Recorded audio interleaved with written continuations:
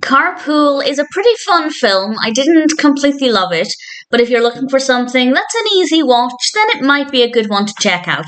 This was released in 1996.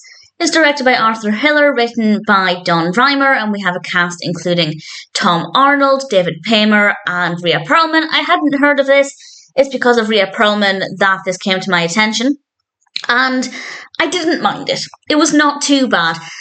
This is about a father who is carpooling the children, but on the way, he ends up being taken hostage in his car by a bank robber, and the children are still in the car. And the film is about the bank robber trying to get away and holding them hostage. And I should point out that this is a comedy. I mean, I didn't necessarily find it that funny, but it is technically a comedy. And I do think it is a very easy watch. It's quite lighthearted, even though it's obviously dealing with quite a serious subject.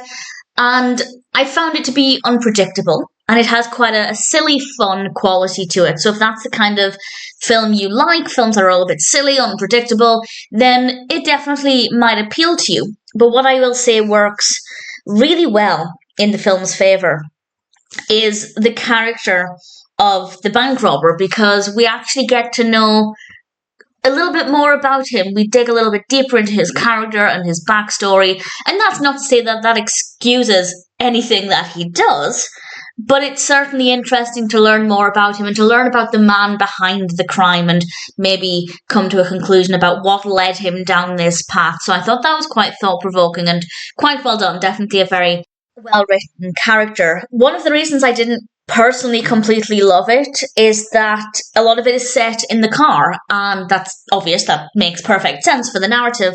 But I'm not a big fan of films that are set in vehicles quite heavily. Usually this is with road trip films. Obviously this is a little bit different, but we still have a lot of footage filmed in the car. And sure, it's well filmed, no problems there, but I just found that it was a very monotonous location, a very monotonous situation. That being said, the car does stop every now and then. They do get out and then get back into the car and then get out and in again. It's unrealistic. I have to point that out. But I don't think it was trying to be realistic. So we're not completely in the car the entire time, but because I don't really care for most films and TV shows that are heavily set inside vehicles, then that part of it just didn't really work well for me. But it's not the entire film.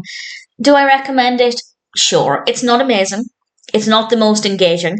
But at the same time, it is silly in a way that's potentially quite fun. The performances are very good. And if you're looking for something that's very easy to watch with no real issues, there's nothing wrong with the film. There's nothing about it that didn't work. It might not be completely to your taste. It isn't completely to my taste.